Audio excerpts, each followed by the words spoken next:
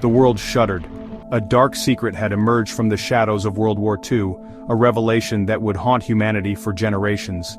Hidden deep within the Japanese-occupied territory of Manchuria, Unit 731 was not just another military unit. It was a place where the boundaries of human decency were obliterated. It was a nightmare factory disguised as a research facility, a place where science was twisted into a tool of terror. Here, human beings were not soldiers or prisoners, they were lab rats, subjected to the most inhumane experiments imaginable. Men, women, and even children were subjected to unimaginable horrors in the name of science and national advancement. The cruelty knew no bounds. The world would remember Unit 731 as a chilling testament to the depths of human cruelty, a dark chapter in the annals of history. This essay delves into the heart of this monstrous enterprise, seeking to understand the full extent of its horrors. We will uncover the formation of Unit 731, exploring the motivations and the twisted logic behind its creation. Dissecting its gruesome experiments and their devastating consequences, we aim to shed light on the true nature of this atrocity. We will explore the ethical abyss it represents, questioning how such inhumanity could be justified in the name of progress. Examining the lasting impact of its actions and the importance of remembering such atrocities to prevent their repetition, we hope to ensure that history does not repeat itself. The 1930s saw Japan consumed by militarism. Nationalistic fervor gripped the nation. The military's influence swelled, casting a long shadow over Japanese society.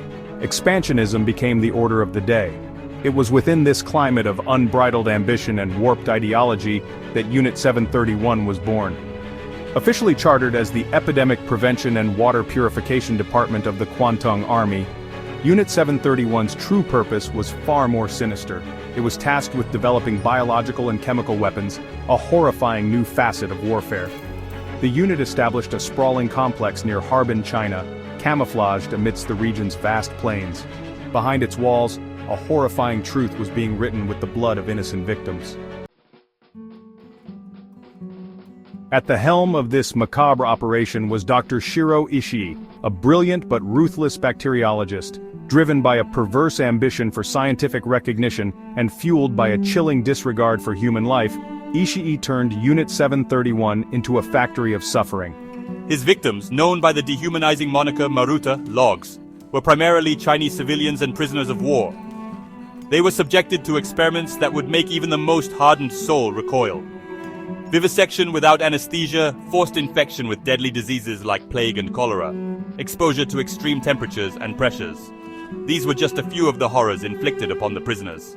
Ishii's thirst for knowledge knew no bounds, his curiosity fueled by a complete lack of empathy for the human beings he tortured in the name of science. Section 4. Parallels of Peril. Unit 731 and Nazi Germany's atrocities. The horrors perpetrated by Unit 731 under Ishii's direction were eerily similar to the atrocities committed by Nazi Germany's own medical researchers. Both groups conducted inhumane experiments on prisoners, treating them as mere objects for their cruel scientific pursuits. Both regimes, blinded by their twisted ideologies, exploited and abused human beings with chilling indifference. They justified their actions through a perverse sense of duty to their nations, seeing their victims as expendable. Just as Josef Mengele conducted his horrific experiments on prisoners at Auschwitz, Ishii turned human beings into living test subjects, dissecting, infecting, and torturing them in the name of scientific advancement.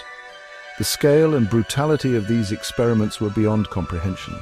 However, there was a critical difference between the two. The motivations and end goals of their research diverged significantly. While the Nazis primarily focused on racial extermination, aiming to create a so-called pure Aryan race, Unit 731 focused on developing weapons of mass destruction. Their experiments were geared towards creating biological and chemical weapons. Their goal was to unleash biological agents that could decimate entire populations, causing widespread death and suffering.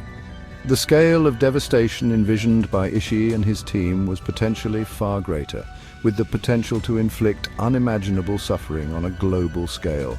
Their ambitions knew no bounds, and their actions left a dark legacy in human history.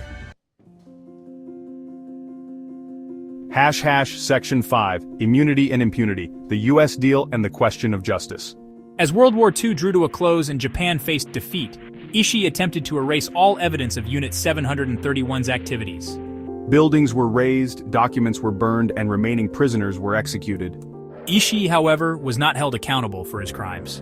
In exchange for the data collected from his horrific experiments, the United States granted him and his team immunity from prosecution. This decision remains a controversial one. While the U.S. government argued that the information obtained was crucial for combating the Soviet Union in the burgeoning Cold War, many believe that justice was sacrificed for political expediency. The immunity granted to Ishii and his team left a bitter aftertaste, a stain on the very concept of international justice. Section 6, The Unfading Scars, Unit 731's Legacy of Pain and Suffering. The legacy of Unit 731 is a dark one. The physical and emotional scars left on the survivors and the families of the victims continue to haunt the collective memory of those affected. The horrifying experiments conducted within those walls represent a nadir of human morality. Furthermore, the lack of a full and transparent accounting of Unit 731's activities has fueled mistrust and resentment towards Japan. Many believe that Japan has yet to fully confront its wartime past. The unanswered questions and the missing pieces of the puzzle continue to cast a long shadow over the relationship between Japan and its neighbors. Section 7, Remembering to Prevent, a Call for Awareness and Action Voiceover, Outro. The story of Unit 731 is not just a historical footnote, it is a stark reminder of the potential for human beings to inflict unimaginable suffering on one another. It is a chilling testament to the dangers of unchecked ambition and the dehumanizing effects of war and prejudice. The horrors committed by Unit 731 serve as a powerful warning, voiceover, outro.